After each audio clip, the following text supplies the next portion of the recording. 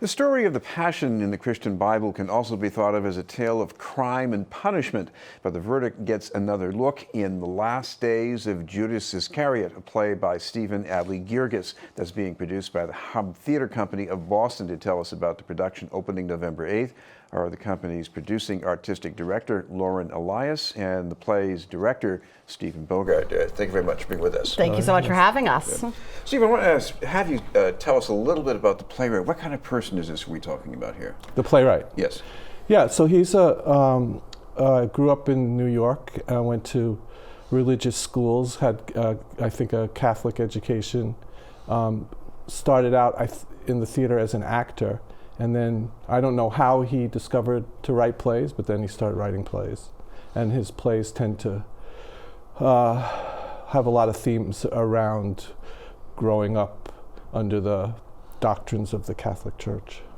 Lauren, people who know these stories from Scripture, Judas, he's a real villain, but in this play, we're not looking at the mythological villain. This is just sort of almost like an ordinary person, isn't it? Yes. What's amazing is that you get to see these characters who are basically almost, godlike. I mean, these are biblical, epic characters that, these stories of, and you get to meet them as humans, flaws and warts and all. And that's what's so amazing about this script, is to get to really know them as people, as versus just these sort of ideas. And we've had such luck. We've had such an amazing cast, bringing such tremendous humanity and a lot of actually humor in the play, surprisingly enough. We've been very lucky, and it's very interesting. Curious, what about the way that Guirgis introduces Judas? Because for a lot of the opening of the play, he doesn't say much, and this begins, I guess, with his mother, doesn't it? Yeah, begins with Judas coming into the space. He's in a catatonic state, so he's unresponsive to people, or anybody, I guess. And then the play begins with his mother talking about what it means to lose a child. And I know one thing that Guirgis has said before, it was in connection with another notorious figure, that if there's any way you test the limits of God's mercy, it's with the most despicable, imaginable person in the world. Isn't that really what he's trying to do here in this play? Absolutely. That's a major argument in the play. What is God's, what is divine mercy versus earthly, divine justice versus earthly justice? And divine justice being what is the mercy and justice that comes from God versus the justice that comes from human beings. And so there's a big tension in that through the play. Mr. Guirgis actually wrote in his foreword in the play that he wrote this play as a way to sort of explore how he always felt the story of Judas was sort of apocryphal and hypocritical in a way, that the way he'd been told it growing up, that, God is all forgiving, except for this one guy, that, he's in a different box, and he always thought that didn't sit right with him, and he wrote this play to explore that. No, in this play, you're going to be the defense attorney. I am. For Judas. How can you defend somebody like this? I have a great time doing it. I have a great time because I'm defending Judas, I'm also defending myself. We're in purgatory, so it's a very interesting look at the legal system as well, but it's absolutely wonderful because the points that my character brings up are 100% valid. If you actually asked the audience to be the jury at the end of the night, I have no doubt that you would have a hung jury every night on each side, because everyone brings up great points. And I not only go to trial for Jesus, I take God to the mat. No one is safe. Stephen, what about some of the other characters here? Because these are not just characters from the Bible or even just attorneys. I mean, you got Mother Teresa in the mix. So what does that lead to? That's one of our favorite scenes. A lot of humor. Well, she's there to defend. She's there to defend God's law, I suppose, but she's also challenged because she has some, according to some people, not nefarious, but suspect places where she got her money from when she was alive and getting. And so that comes up in the play as well. So it's one, the prosecuting attorney is using her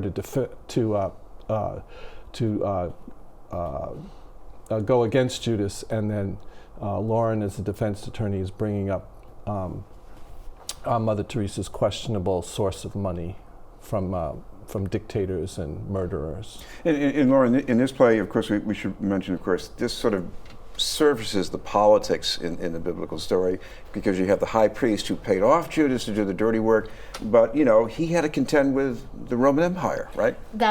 That is without a doubt one of my favorite scenes in the show. We have a wonderful actor named Matthew Dre playing Caiaphas the Elder, and every night he does this brilliant monologue about how you get to really see how he was stuck between a rock and a hard place. He didn't want to do what he did. He takes no joy in what happened, but he thought he made the best decision with the information he had, and to watch that character go through that journey on stage every night is just, it's heart-wrenching, particularly because he's one of the ones that I have to cross and really take to the mat, but it's a brilliant moment, absolutely brilliant moment. It really gives a whole new take on this story that you thought you knew. This has been in news, and we're talking with Lauren, Elias, and Steven Bogart from the Hub Theater Company of Boston. Steven, you know, the formula of tragedy is, pity is neutralized by terror. How does that work out in this play?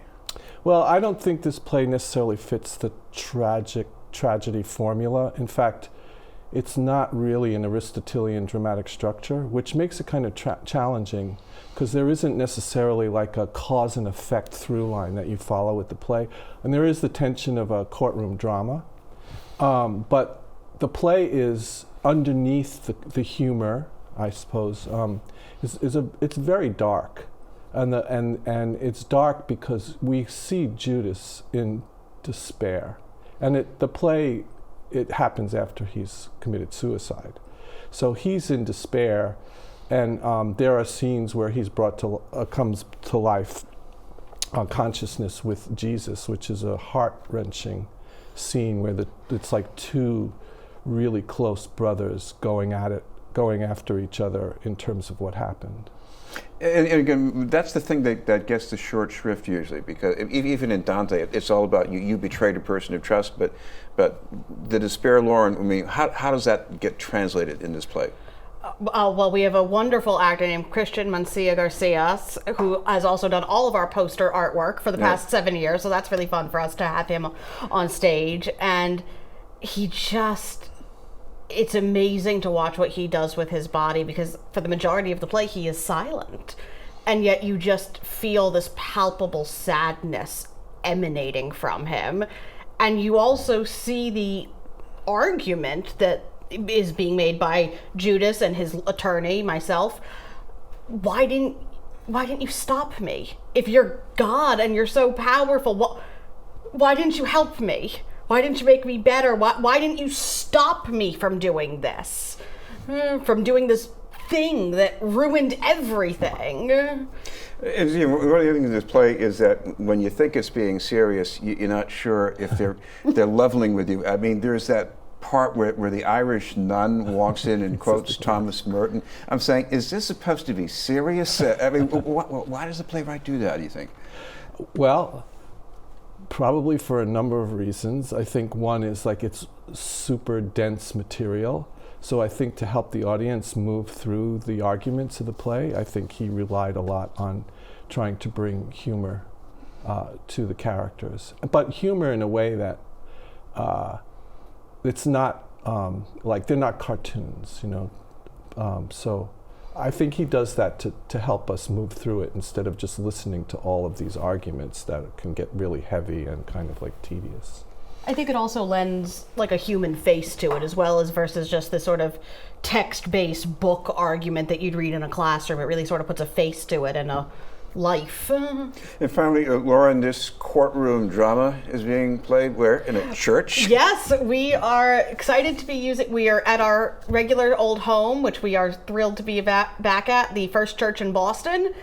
We are just, instead of being in the auditorium, we are in the actual sanctuary. So if you've joined us before, turn right instead of left when you walk in the building. And this is a fairly affordable production, so we should explain a little bit about how that works as Yes, well. here at Hub Theater Company, we are proud to be the only theater company in Boston that's pay what you can for every seat, every show, every time, because we don't want money to be a barrier between our art and our audience. We know there's plenty of reasons people don't go to the theater anymore.